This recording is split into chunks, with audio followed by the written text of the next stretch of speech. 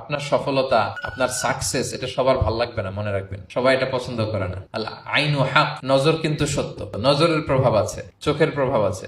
এজন্য কারো ভালো কিছু দেখলে মাশা আল্লাহ বলবেন, আল্লাহর দিকে ফিরিয়ে দিবেন ওটার কল্যাণ। কি বলবেন? একটা সুন্দর ফুটফুটে বাচ্চা দেখলে মাশা আল্লাহ।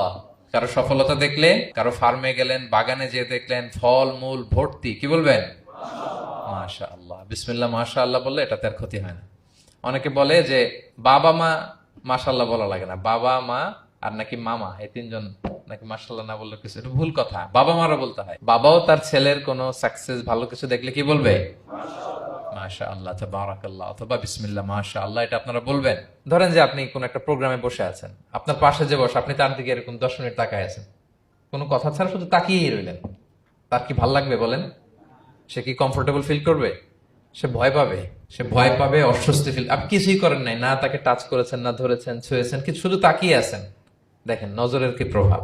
আল্লাহ আইনু হাক, নজর সত্যি। এজন্য কারো সাকসেস দেখলে আমরা সবসময় যেন মাশাআল্লাহ বলি। মাশাআল্লাহ ঠোঁটের সাথে মিলিয়ে রাখবেন। ভালো দেখলে কি বলবেন?